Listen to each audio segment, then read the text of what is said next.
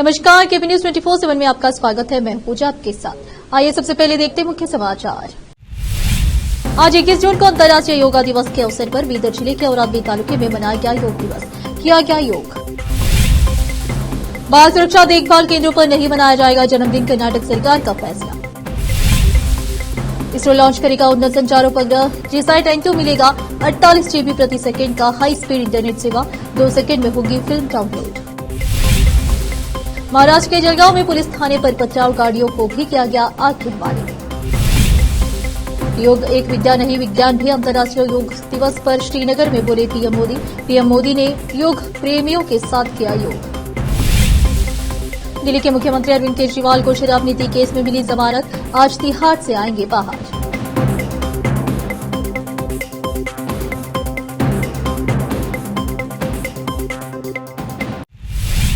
अब समाचार विस्तार से।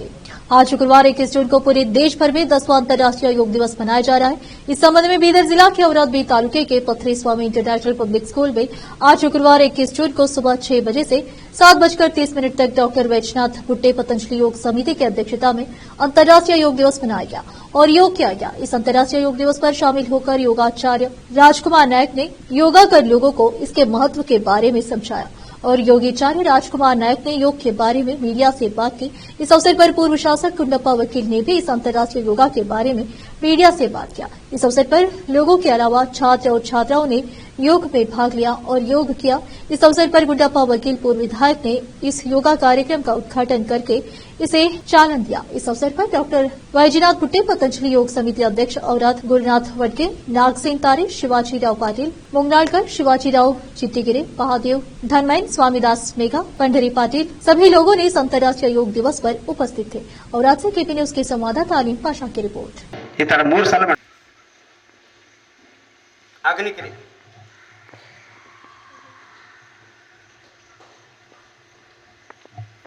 ಕಪಾಲಭಾತಿ ಮಾಡಿ ಮಾಡಿ ಈ ತರ ಹೊಟ್ಟೆ ಆಗ್ತದೆ।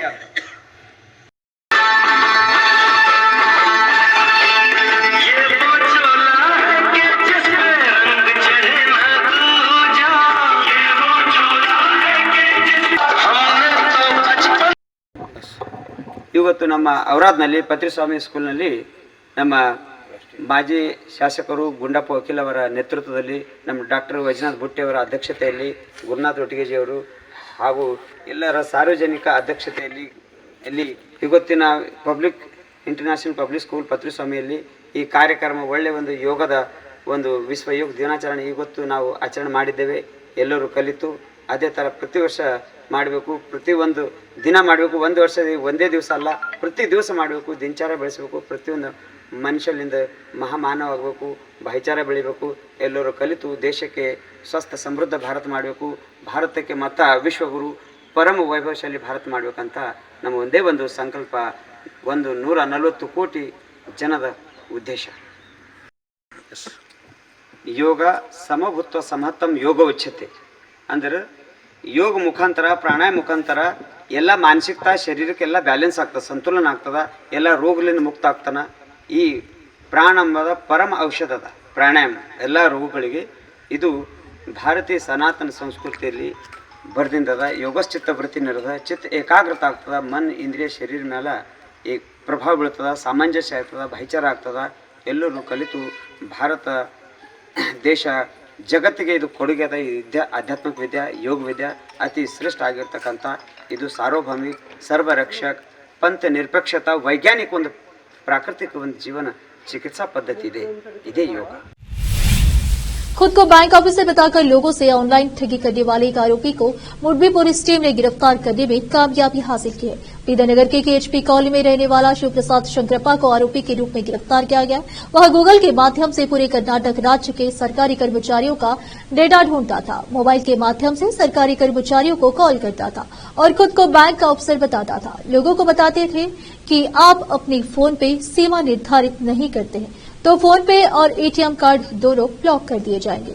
तुरंत फोन पे सेटिंग्स पर जाए और जैसा कहा जाए वैसा करे।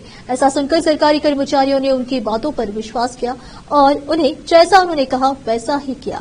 सोने की दुकान या मोबाइल शॉप की यूपीआई आईडी दी जा रही थी। इसीलिए सरकारी कर्मचारियों के खातों से उनकी जानकारी के बिना हजारों रुपए काटे जा रहे थे। यहाँ पता चला है कि उसने बीदर जिले सहित राज्य भर में कुल 79 लोगों को धोखा दिया है। संगप्पा कल्याणी नाम के एक ग्रामीण अकाउंटेंट की शिकायत के आधार पर मामला दर्ज किया गया था। मामले के संबंध में एसपी चन्नबसवन्ना लंगोटी के मार्गदर्शन में मंठाल सीपीआई कृष्ण कुमार पाटिल की देखरेख में पुलिसकर्मी शिवरुद्र पाटिल और शिवानंद मैत्री के नेतृत्व में एक टीम ने मामले का पीछा करते हुए उसे गिरफ्तार करने और जेल भेजने में सफलता हासिल की। गिरफ्तार आरोपी सरकारी कर्मचारियों से 40 लाख रुपए से ज्यादा की वसूली कर ऐशो आराम की जिंदगी जी रहा था। गिरफ्तार आरोपियों के पास से 6 मोबाइल फोन और 45 सिम कार्ड जब्त किए गए हैं और पूछताछ जारी है। पश्चिम कल्याण से केपी न्यूज के संवाददाता समीर शेख की रिपोर्ट।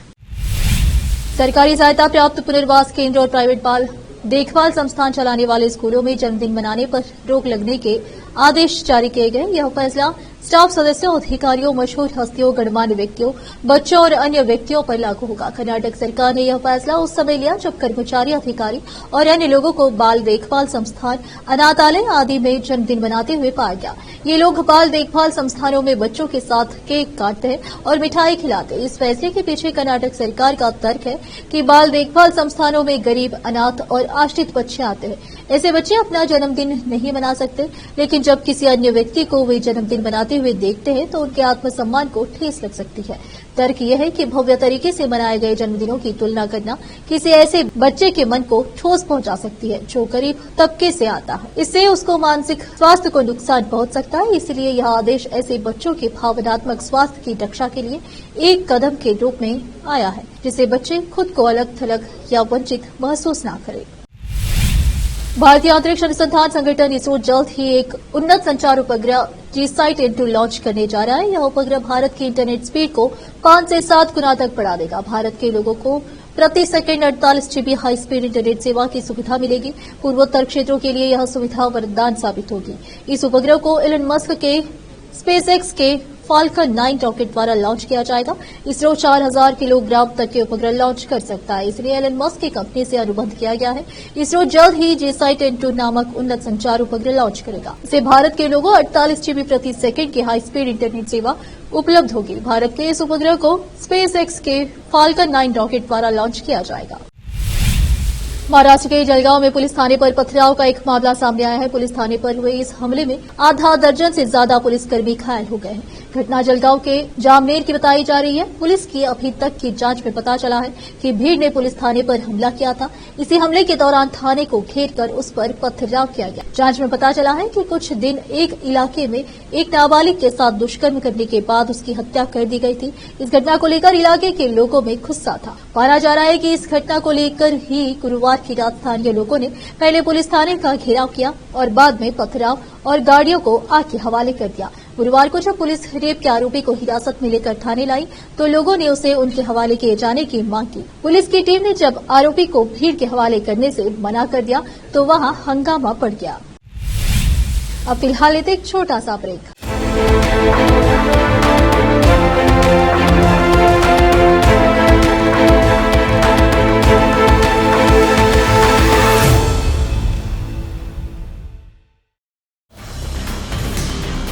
हिंदुस्तान के हर कोने में हम हैं मौजूद।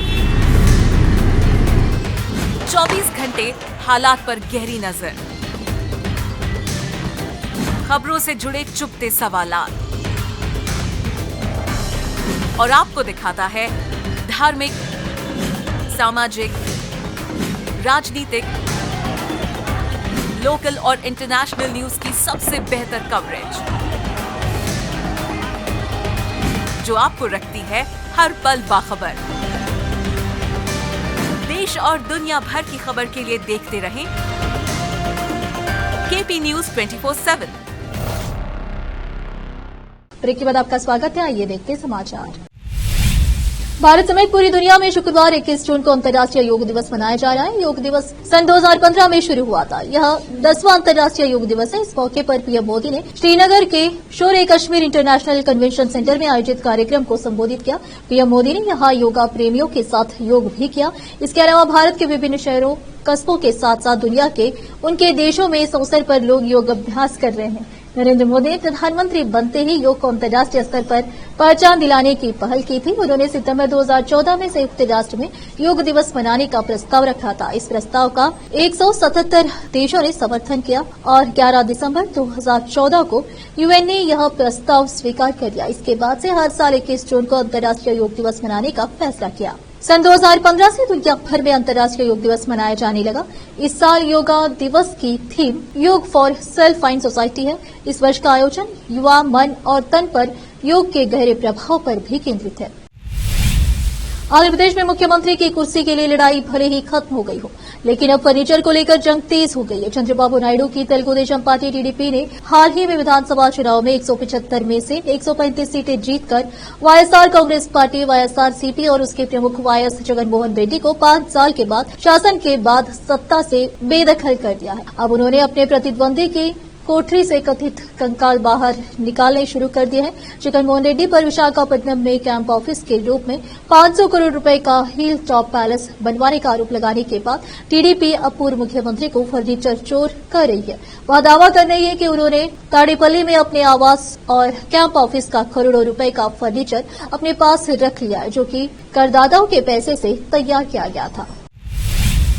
आज पूरे देश भर में 10वां अंतर्राष्ट्रीय योग दिवस मनाया जा रहा है। हर बार की तरह इस बार भी 21 जून 2024 को अंतर्राष्ट्रीय योग दिवस की धूम है। इसी बीच कुछ शानदार तस्वीरें जम्मू के अखनूर से देखने को मिली है, जहां एलओसी पर सेना के जवानों संग डॉग स्क्वाड ने भी योग किया।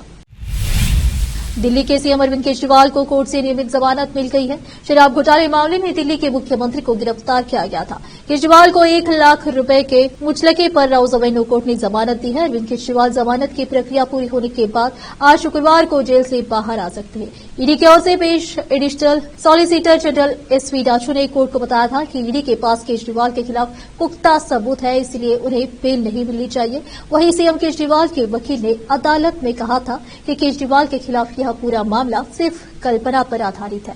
सीएम केजरीवाल को ईडी ने 21 मार्च को गिरफ्तार किया था। इसके बाद उन्हें 1 अप्रैल को तिहाड़ जेल भेज दिया गया था। पीएम मोदी ने 10वें अंतर्राष्ट्रीय योग दिवस पर जम्मू कश्मीर के श्रीनगर में आज बच्चों संग योग किया। इससे पहले पीएम मोदी ने शेर-ए-कश्मीर इंटरनेशनल कॉन्फ्रेंस सेंटर में आयोजित समारोह में हिस्सा लिया।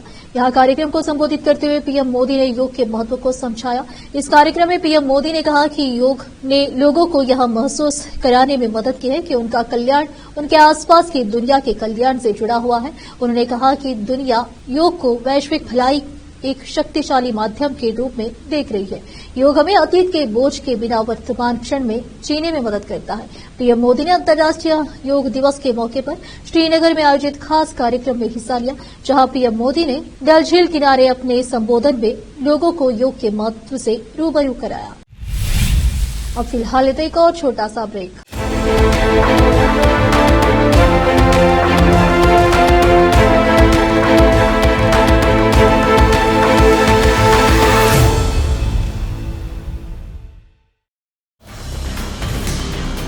हिंदुस्तान के हर कोने में हम हैं मौजूद।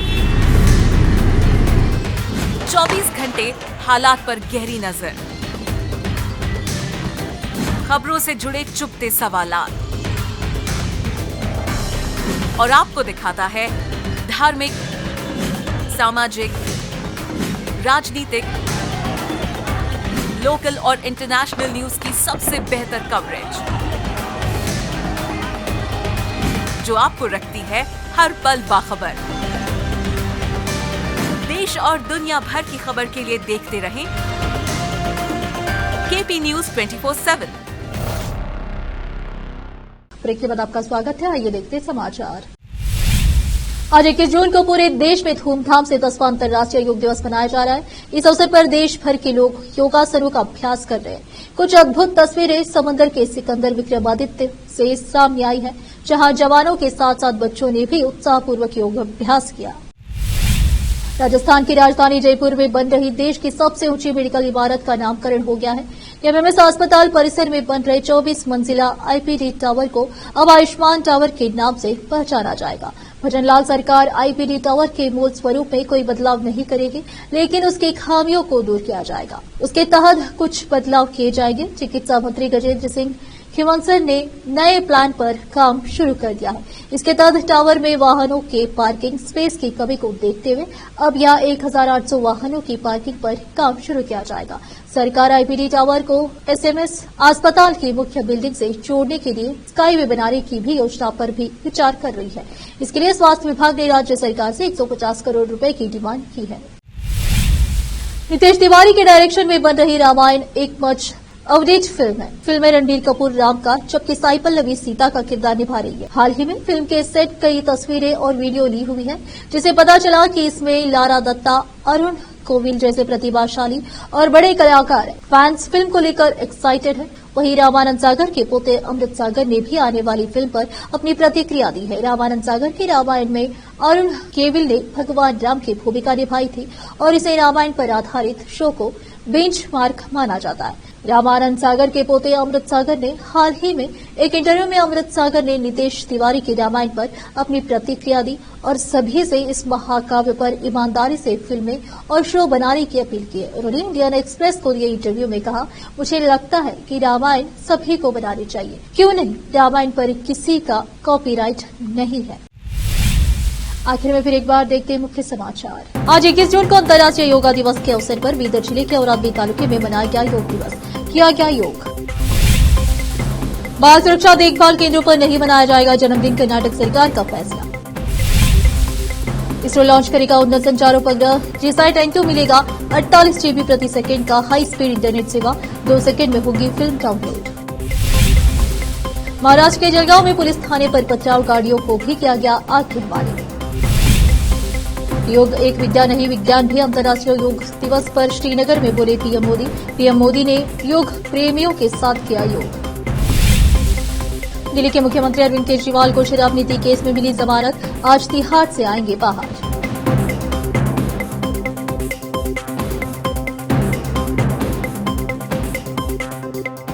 केपी न्यूज में इतना ही। देश प्रदेश के समाचारों के लिए देखते रहिए आपका अपना चैनल केपी न्यूज 24/7। धन्यवाद।